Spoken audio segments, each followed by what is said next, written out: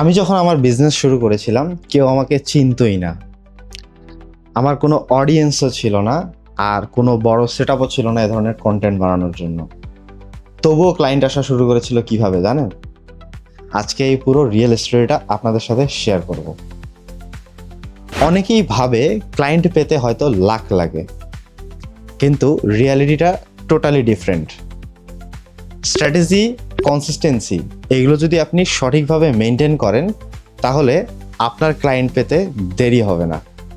আজকে আমি বলবো কিভাবে জিরো থেকে স্লোলি ক্লায়েন্ট বিল্ড করছি আমি।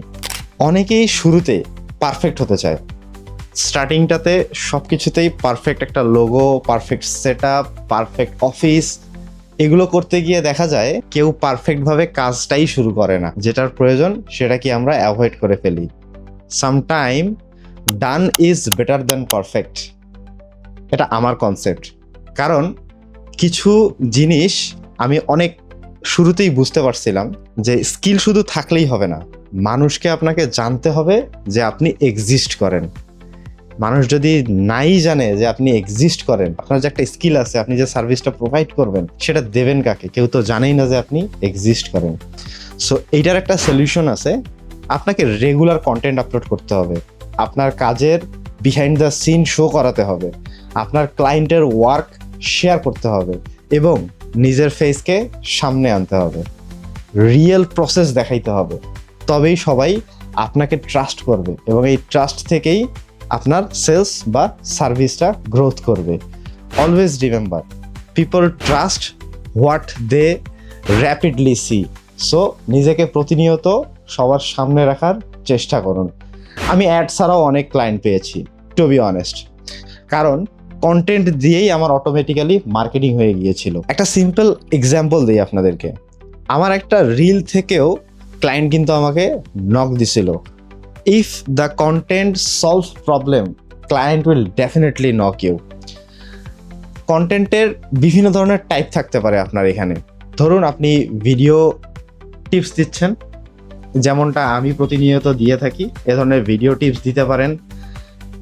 অনেক জিনিসের বিফোর আফটার থাকে, ডিজাইনের ক্ষেত্রে হতে পারে। ব্লগ ভিডিও, আমিও মাঝে মাঝে ব্লগ ভিডিও দেই, রিয়েল এক্সপিরিয়েন্সও শেয়ার করার চেষ্টা করি।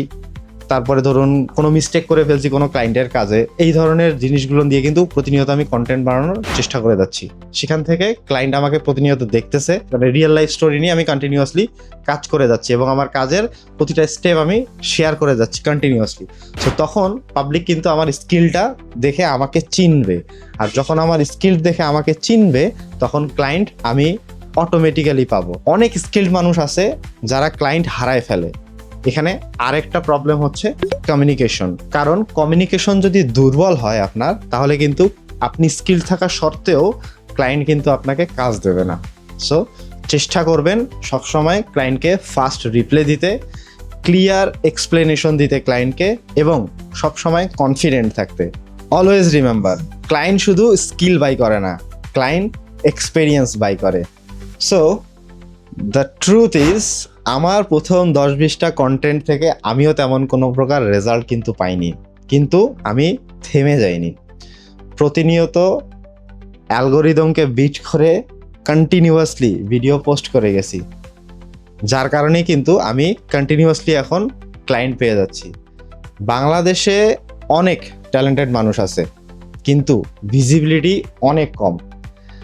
আমি আমার দৃষ্টিকোণ থেকে দেখেছি, যারা ভিজিবল তাদের কাছেই অপরচুনিটি বেশি যায়। সেই ক্ষেত্র থেকেই আমি কিন্তু কনসিস্টেন্সি মেনটেন করে আমার কন্টেন্টগুলো দিয়ে যাচ্ছি। Here is my simple formula: skill, visibility, trust, consistency. এই 4টা জিনিস যদি আপনি মেনটেন করে কন্টিনিউয়াসলি চালা যেতে পারেন, ক্লায়েন্ট ডেফিনেটলি আসবে, ক্লায়েন্ট ডেফিনেটলি আপনাকে ট্রাস্ট করবে। শুরুতেই আপনি নিজেকে পারফেক্ট করতে যায়েন না, আগে কিছু দিয়ে শুরুটা করুন। কারণ অডিয়েন্স পারফেকশন খোঁজে না, অডিয়েন্স রিয়েল মানুষকে খোঁজে, যাকে তারা ট্রাস্ট করতে পারবে এবং যার কাছ থেকে প্রোডাক্ট বা সার্ভিসটা নিতে পারবে।